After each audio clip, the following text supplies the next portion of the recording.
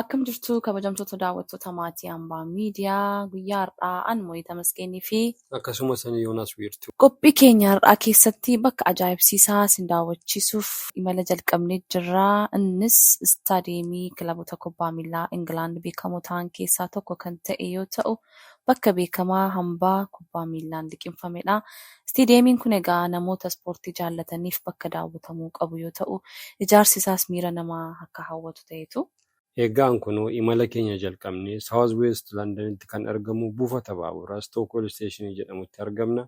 Buufata kana keessa gallee maallaqa geejjibaaf ta'u kaffallee. Egaa daawwattoota keenya iskaleeterii irraatii amma imala keenya gara baaburaa undergroundii gara staircase'itti ceenee jirra. Akkuma argitan staircase yeroo ba'aa jirru mooyin tabba isaa ba'uu dadhabdee jirti. Deemsi keenya akkuma itti fufetti jira. Baabura Stockholm Station irraatii gara King's Cross jedhamutti Victoria Line qabachuuf teenye eegaa jirra akkuma argaa jirtanii. Seenaa baaburaa biyya Ingiliz immoo qophii biraatiin yeroo biraa maal akka ta'e underground seenaasaa isin beeksisna. Har'a garuu yaadi keessan nu faana ta'uu imalli keenya gara Arsenal Stadiumittidha.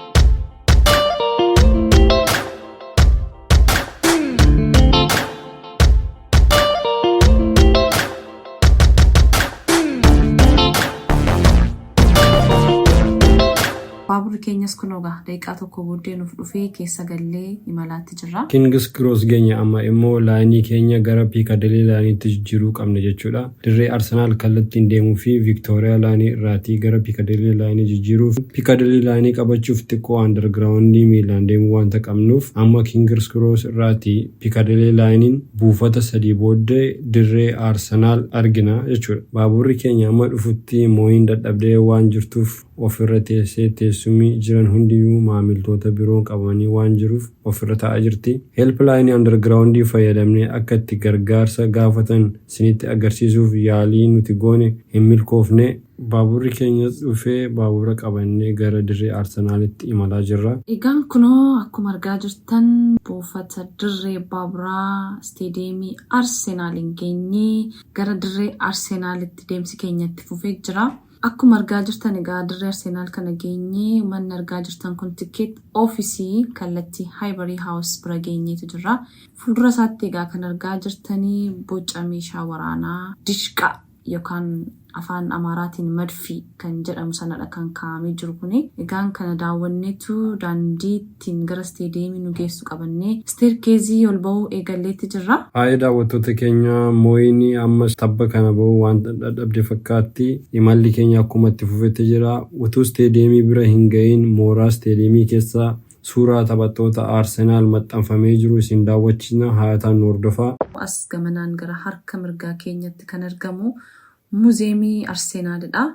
Muuzeemii kana keessa deemnee odeeffannoo adda addaati kan isaan nuuf kennanii akkaataa kamiin gara mooraa yookaan dirree Arsenaalitti akka seenuu dandeenyuu fi akkasumas illee kaameraan akka hin danda'amne illee nutti himaatti jiraniiru. Akkuma taane egaa daawwattoota keenya maatii hambaa gammachiisuuf nuti informationii yookaan odeeffannoo isaanirraa fudhanneen gara istaadiyeemii Arsenaal Fly Emirates eessaa akka eegallu, eessaan akka seennu, tikeettii maal kutannee eessaa akka isiniif daawwachiisuu eegallu isaanirraati odeeffannoo fudhanneen gara Arsenaal Stadiumitti kan seenuuf jennu. Egaa odeeffannoo keenya akka Arsenaal Muuzeemii irraa fudhanneen gara dirree utuu hin seeniin immoo ammas karaa marraa waan agarree isiniif ibsaa deemuun dirqama waan nuti ta'eeruuf harka mirgaatiin ammas manni isin argaa jirtan Fresh Beer kan jettu taphataniis ta'ee tapha dura hin beeknu. Biiraa isaanii kana tokko lama bakka itti jedhan natti fakkaatti manni kuni. Yoonaas akkas natti fakkaata yaada qabdaa? Deeggartooti Arsenaal yeroo mo'amanii kan aarii isaan itti cabsatan natti fakkaata. Amma naannoo mana qulqullina deeggartoota Arsenaal bira geenye akkuma argaa jirtan kana mooyinii karaa warra dhiiraan galadhaa jirti. Ani immoo karaa warra durbaa deemee dhiibaaniin jira. Egaan nan dogoggoree mana qulqullina kan shamarranii son argin kan dhiiraan seena jennaan Yoonaas hin ta'u kan keessan kana miti yeroo na dhiibu argitanii jirtu akkuma Yoonaas jedhe. Arsenaal miidiyaa kan jedhamu manni tokko jira harka mirgaadhaanii ni argitu. Isa fuuldura isaa kan jiru marbilii irratti kan barreeffame maqaa deeggartoota Arsenaalii fi hojjettoota Arsenaalii fi gumaa guddaa buusan hundi isaanii maqaan isaanii katabamee jira. akkuma argaa jirtan. Egaan kun ogaa akkuma argaa jirtanii hambaan miidiyaa imala isaatti fufeetti jira. Amma gaarmorii balbala isaa fuulduratti argamna.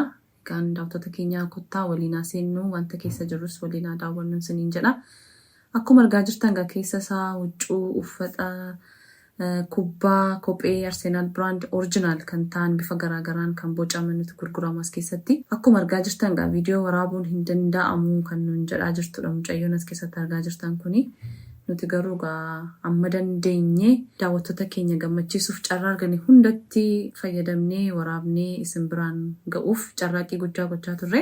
Istoorii kana keessatti egaa uffata ispoortii Arsenaal maqaa keessan irratti katabsiistanii hojjechiisuu yeroo barbaaddanis ni qopheessu akka fedha keessa. Amma tartiiba qabannee tikeettii ittiin daawwannu fudhachuu fi carraaqqii gochaa jirra. Yeroo dabareen keenya ga'utti tikeettii fi maallaqa biyya Ingilizii qarshii 30 nama tokkotti jechuudha. Anaamoodhaa fi kaameraa maanii keenya walumatti sadan keenya qarshii paawundii biyya Ingiliz qarshii 90 kan ta'uuni tikeettii keenya bitachuu fi qophii keenya xumurree jirra. Maallaqa kana shallaggisaa jechuun sharafa isaa biyya keessanitti biyya jirtaniini of sharafa isaa jijjiirtanii ittiin qophaa'uu ni dandeessu. Nama tokkoo fi paawundii Ingilizii qarshii 30 barbaachisa. Kanaafuu qarshii kana sharafa biyya keessaniidhaanii sharaftanii amma isaa ittiin bartanii qopheeffachuu ni dandeessu. Egaan kun daawwattoota keenya anaaf Yoonaasii fi akkasumas kaameraamaanii keenyaaf tikeettii nama 3 ta'u fudhannee gara imaluuf keenyaaf yeroo kaanu balbala irratti eerfoonii brandii ta'e kan maqaa Arsenaal ofirraa qabu nuuf kennanii inni egaa kan hin deebine jechuudha kanuma keenyadha. Akkasumas taabileetii waan xiqqoo akka kompiitaraa fakkaattu kana nuuf kennanii morma keenyatti fafannifannee. Egaa taabittiin kun waan ishiin fayyaddu asumaan isinii himuu barbaada. Gara dirree Arsenaal yeroo seentanii yeroo banattanii sagaleedhaan eerfoonii kanatti godhattanii sagaleedhaanii kutaa kamii gara kutaa kamiitti akka deemtanii kan gaayidii isin godhu yookaan kan isin agarsiistudha. Namoota hin beekne yeroo jalqabaa dhufuu fi garanaa garanatti kun kana jedhee kan ibsa kennudha jechuudha. Isin yeroo deebinu kan laannudha. Eerfooniin garuu kan keenyadha. Egaa seenneetti jirra. Daawwattoota keenya egaa jalqaba irratti akkuma argitan fireemii geeba Arsenaal fudhatee 4 ni argitu. Akkasumas karaa harka bitaadhaanii odeeffannoo isteediyeemii Arsenaal jalqaba irratti baay'inni teessuma Arsenaal 60,000. Isteediyeemii kana ijaaruudhaaf konkiriitii toonii 48,000 irraa tolfame. Ruufiin isteediyeemii kana sukweer meetirii 27,200 bal'inni isaa jechuudha. Ibsaan dirree Arsenaal keessatti ibsamu kuni ibsaa 12,000 qaba. Dirreen kun ijaaramuu kan eegalee Feebruaarii 18 bara 2004dha. Dirreen kuni balbala ittiin ol galanii garaagaraa 2,000 ol qaba.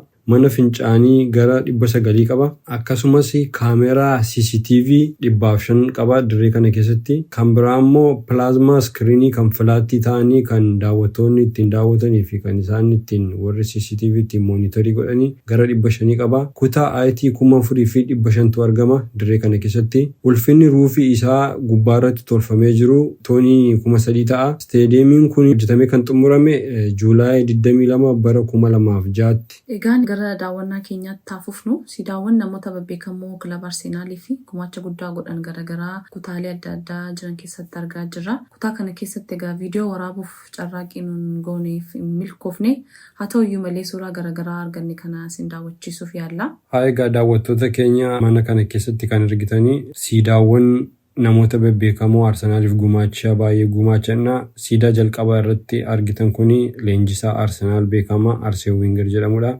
Lammaffaa irratti immoo Keen Firar Obi namtichi kuni nama Arsenaal umurii isaa keessaatii waggaa 60 fi tajaajila kennedha. Sababa inni tajaajila kenne kanaaf seenaa yaadannoodhaaf jedhamee siidaan isaa dhaabatee jira. Iddoon tajaajilaa tures kutaa tikeettii Arsenaal keessadha. Sadaffaa irratti kan argitanii jaroota Saamu'eel Heerwood, Deenisii fi Piiter. Warri kun immoo wanta ajaa'ibadha. Maatii tokko keessa jenereeshinii 3 ta'anii akka cheermaanii Arsenaal jechuun hoogganaa Arsenaal Bushee namoota tajaajilanna. Bara 1929 kaasee amma 1948tti Saamu'eel Heerwood Arsenaal akka cheermaanii tajaajilee jira.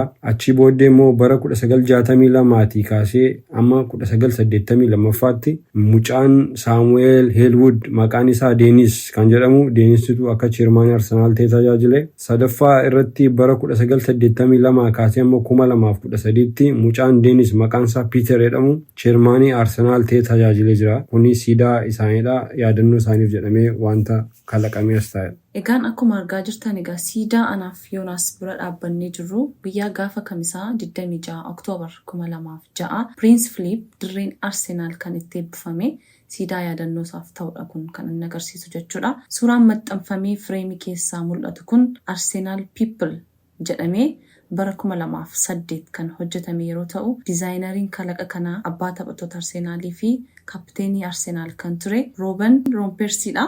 Egaan suuraa sin amma argaa jirtan immoo kan sin beekuu qabdan daawwattoota keenya dirree Arsenaal keessatti egaa taphattoota dhiiraa qofamni kan jiranii shamarran illee hin taphatu gahee olaanaa qabu. Geeba sin amma argaa jirtan illee garee shamarran taphattoota Arsenaaliin kan argamedha. Kun immoo amma gara laawunchii Arsenaalitti kan imallee laawunchii kanatti egaa nyaataaf dhugaatii garaagaraadha kan tajaajilamanii hojjettoota as keessaadha kan laawunchii kana keessatti tajaajilamanii. Akkuma argaa jirtan egaa laawunchii kana bira dhaabbannee asii achi yeroo ilaallu dirree Arsenaal bareedduu kan akkasitti argitu guutummaa isaa guutuu laawunchii kana bira dhaabbattee ilaaluu ni dandeessa. Argaa akkuma jirtan kana.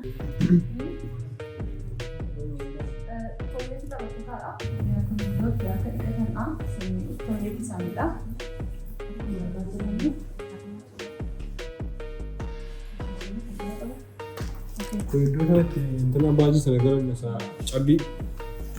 Iddoo sanatti baajii cabbii sana galanidha. Shaaworiin illee kunuuti. Iddoo sanatti jiimii eksersaayisii garaagaraa hojjetanidha. Eksersaayisii hojjetanidha.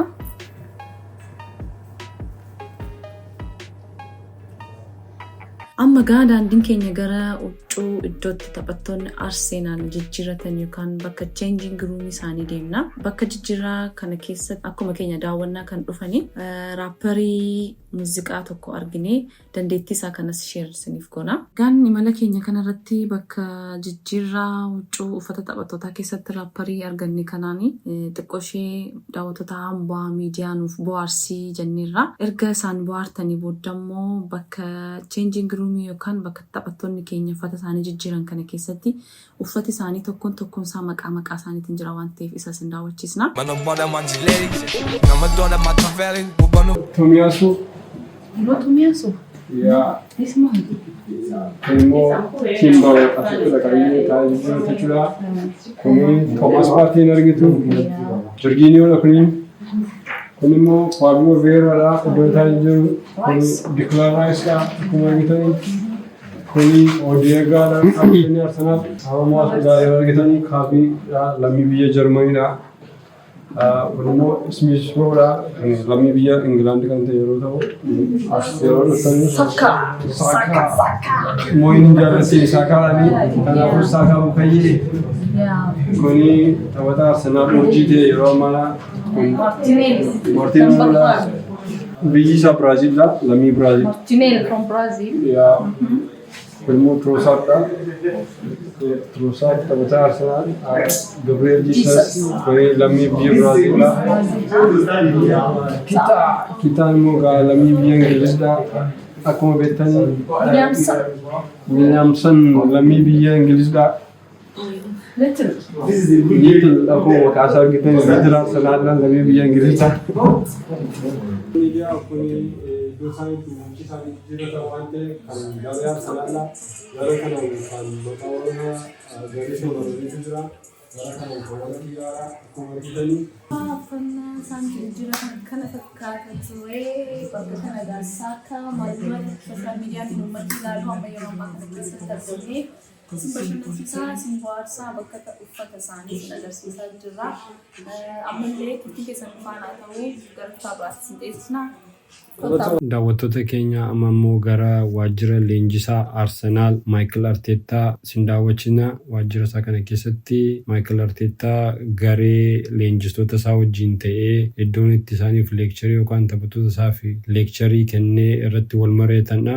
Waan sin argaa jirtan kana fakkaata. Amma immoo manni kun immoo bakka itti taphattoonni Arsenaal eksersaayisii godhan yookaan qaama ifatan kana fakkaata. Akkuma argaa jirtan egaa manni kun immoo bakka itti taphattoonni kilaboota biraa gara dirree Arsenaal dhufan bakka isaan itti huccuu jijjiiratan bakki kuni bakka salasana daawwachiisni kan Arsenaal jechuudha. Kun immoo taphattoota kilabii biraa biyya biraatii dhufanii bakka isaan itti uffata isaanii jijjiiratan jechuudha. Amma gaa kun kan argaa jirtan immoo kutaa interview miidiyaalee garaagaraadha kan mana kana keessatti argitanii. Kutaatti taphattoonni tapha duras ta'e tapha booddee kutaa kana keessa seenaniiti kan isaan interview godhanii. Anis kutaa interview kana keessatti moo'edhaanii carraa argattee guyyaa irraa daawwannaa kee kanaa fi iddoo kana dhaabbattee of arguu kedhaa fi maaltu sitti dhagahame jedhee moo'edhaan interview godheen jira. Har'a maaltu sitti dhagahame waa'ee daawwannaa dhugaa dubbachuu fi deeggartuu Arsenaal illee miti.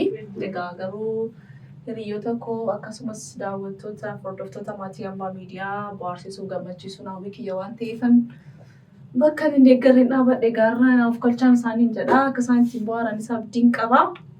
Dhugaa dubbachuuf baay'ee gammadeen jira because uummata addunyaarra jiru parsantii 90 yoo xiqqaate bakka kana hojjechuuf namoota baay'een hawwii qabu. Ani garuu har'a carraa argadhe bakka kanatti argamee akka kana waan an argee maroon uummataaf sheer godhu gammachuu guddaa asirratti dhagahama. Interviewun kun miidiyaalee garaagaraa kutaa garaagaraa qabu.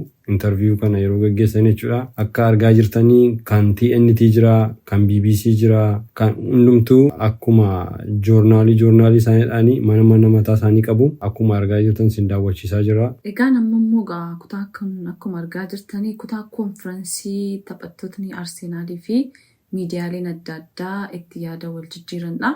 Carraa kana argadhee egaanillee bakka sana takka taa'ee takka ka'aa baay'ee gammadaan ture. Yoonaas illee akkuma kanadha. Bakka kana teenyes immoo odeeffannoo xiqqoo isiniif dabarsineerra akkuma viidiyoo irraa argitanii. Bakka taphattoonni addunyaa Arsenaal Saakachini isa jedhan as taa'ee interview godhu miidiyaa addunyaadhaa fi bakka kana teenyee maatiin Abbaa Miidiyaa qophii kana gara keessan yeroo geessisnu gammachuu guddaan itti dhagahama. Egaa carraa kanaan anis Abbaa Miidiyaa like, share, subscribe gochuun dhagatinaan isiniin jedha. Yaada qabdaa akkam? Daawwannaan keenya ammas ittuma fufaa daawwattoota Abbaa miidiyaa keenya subscribe akkasiin gootan abdii qabna. Gara asirratti hin dhaabbannee ammallee gara dirree deemnee bakka itti taphattoonni kubbaa yookaan kubbaa taphatan isin daawwachiisuuf deemna. Ammallee imalli keessan faana ta'uu isiniin jenna. Qophiin itti fufa. Baay'ee carraa guddaadha kan nun arganne. Ekspiriyaansii bakka isaan ta'an sana teenyee miidiyaa faana akkaataa isaan itti taasisan akkam ture jennee Yoonaas akka warra miidiyaatti gama sana taa'ee ani immoo gamanaan taa'ee illee asuufnee ilaalaatti turre. Kana fakkaata egaa konfiraansiin kutaa isaanitti kennanii.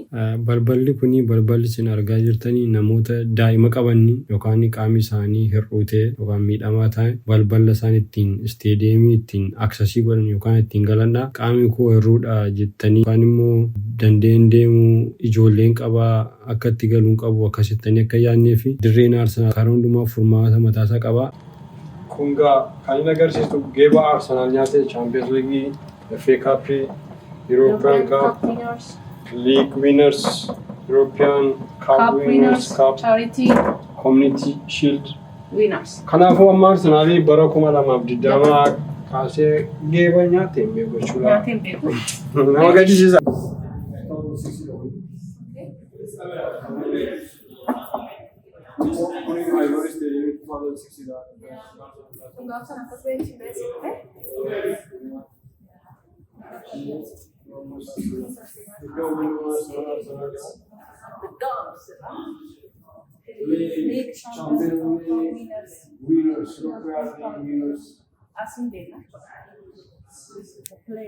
Welcome to Arsenal.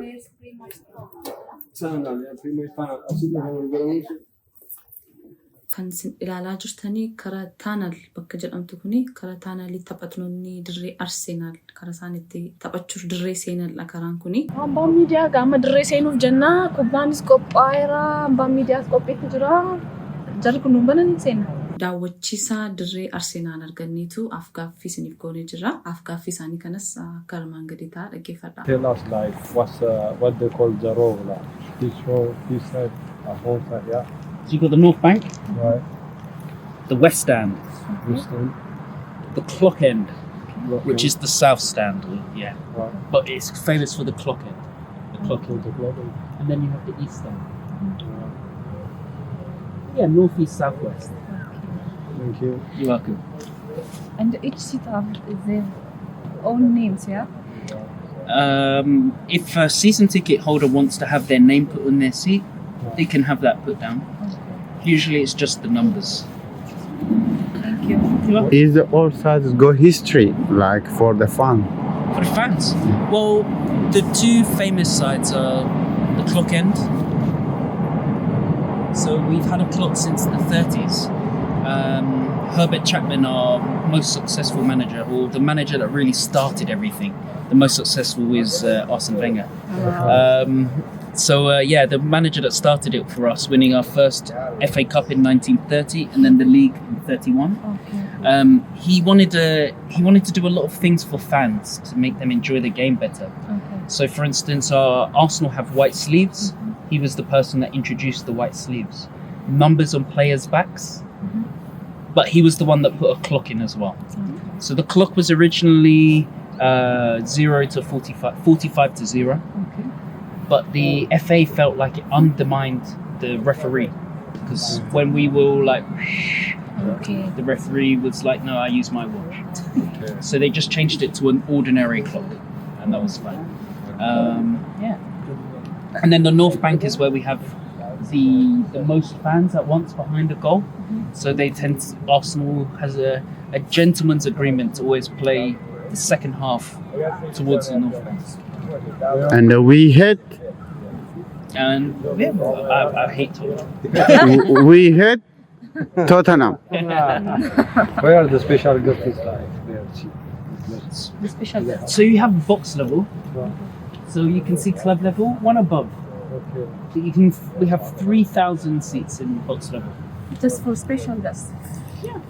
And it's expensive to get a seat up there. So The capacity of this stadium, this stadium is 60,000. You've got 24 in the bottom tier, 7,000 in the club level, 3,000 in the box level, 26 in the above. Thank you. Thank you very much. You're welcome. any special you can give us advice for new person who's tried to come to visit this stadium? Personally, I would just say read books. Read some books, learn some history. If you want to be a proper Arsenal fan, learn some of the history. Arsenal has, for instance, Arsenal's the first team to ever be commentated on a live game. As well, we're the first team to ever be televised in a live game. We have two big firsts. So there's a lot of history here.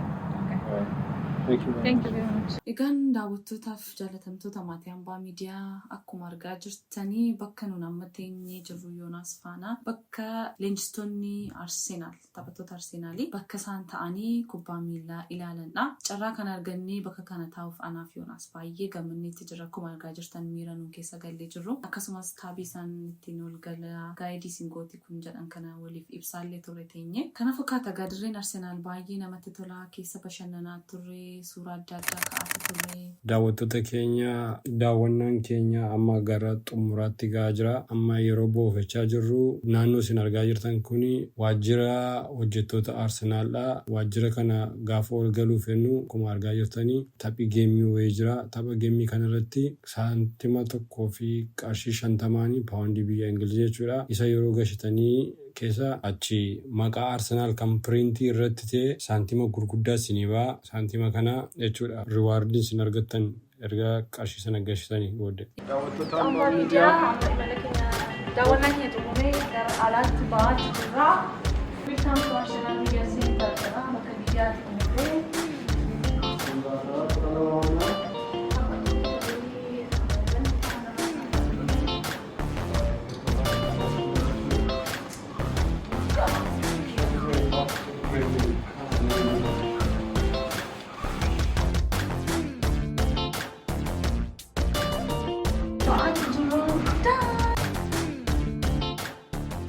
ammas egaa dirree Arsenaal keessaatii baanee gara naannoo dirree Arsenaal wantoota jiran sin daawwachiisaatti jiranaaf yoonaas akkuma argaa jirtanii suuraawwan adda addaa bocoota siidaa adda addaadha kan sin argaa jirtanii.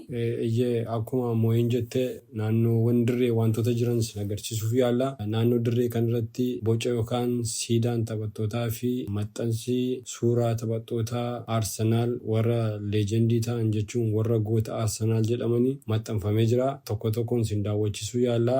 Eenyu akka maxxanfamee jiru jechuudha seenaa Arsenaal irratti. Egaan akkuma argaa jirtan egaa dirree Arsenaal bakkee isaarraan wantoota jiran anaaf yoonaas suuraawwan adda addaa siidaawwan adda addaati kan sin daawwachiisaa jiru.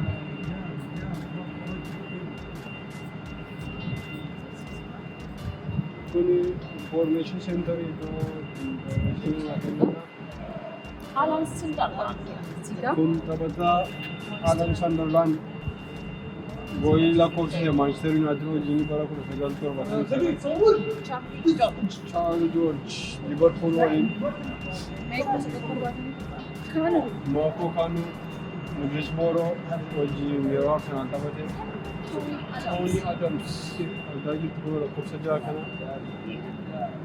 Real Madrid immoo bara Sanchez wajjin bara 2002 Gabriel Lucas Liverpool wajjin yeroo taphatan waliin galmeesse Robert Pires taphataa Arsenal lammii Faransaayidha 2004 irratti goolii galcheera Patrick Vieira akka argaa jirtan taphataa lammii Faransaay ta'e Tottenham irratti goolii galcheera Aaron Ramsey Terry Daniel Henry jira bara 2012 irratti Leeds irratti goolii galcheera Ian Wright kun taphataa addunyaa isaanii beekamaa aayikonii Alan Smith argaa jirtu Charles Nicholas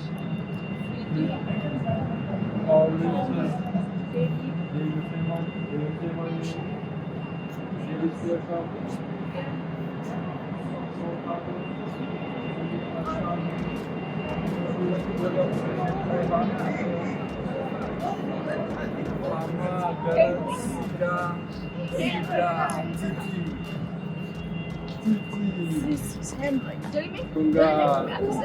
Terry Daniel Henry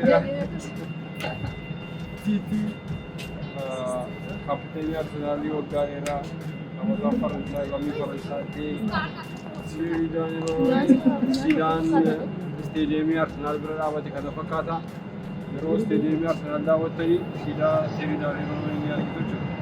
Siidaan kun kan dhaabate bara 2019 Terry Henry kan Arsenal yaafate bara 1999 amma 2007 gidduutti kan dhaabate Arsenal fi siidaan kun yeroo sana kan dhaabate Terry Henry dhaabate jechuudha.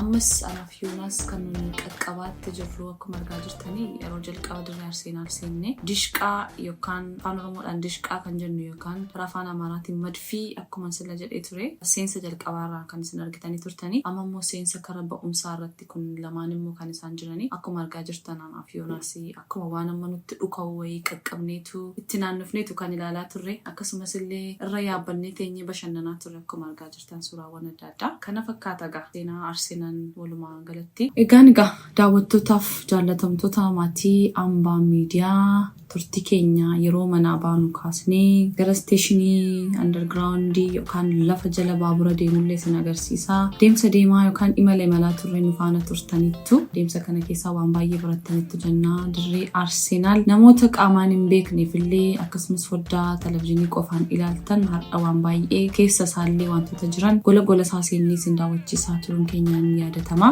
Egaan dirreen Arsenaalii fi seenaan Arsenaal kana fakkaata ture. Ammas taphattoota kilaboota addunyaa bebbeekamoo ta'an sin daawwachiisuuf hambaa miidiyaa qophaadha yeroo hundayyuu hambaa miidiyaa subscribe share like waliif gochuudhaani akkasumas koomentii kana jalatti dirree kilaba bebbeekamoo jiran keessaa kamiin akka daawwachuu seenaasa kamii baruu akka feetanii koomentii irratti nuuf ka'aa isiniin jenna hambaa miidiyaa turtii keessaniif guddaa galatooma egaan anaaf Yoonas baay'ee isin galateeffannaa an kan isin waliin ture Mo'ii Tamasgeen jedhama anis Yoonas Wirtuun jedhama waan wajjin turtaniif nu hordoftaniif guddaa galatooma miidiyaa kana jajjabeessuu bira dhaabbachuu like share subscribe gochuun dagatinaa ulfaadha hambaa miidiyaa guyyaadhaa imala isaa gara taphattoota kilabii beekamoo addunyaa maatii Arsenaal gara kilabii Arsenaalitti imalee Arsenal malaka fakkaatu kilabiin Arsenal malaka gola hundumaa seenii sin agarsiisaa sin daawwachiisaa akka ture beekamaadha hambaan miidiyaa kana qofaan hin dhaabatu tokko jedhee kilabii Arsenaliin daawwannaa isaa siniif eegaleeti jira ammallee kilaboota taanan beekamoo sin agarsiisuu sin daawwachiisuun itti fufaa maarreegaa sinis maatii hambaa taatanii jajjabeessuun like share subscribe gochuun dura dhaabbadhaa jajjabeessaa sin jennaa hambaa miidiyaa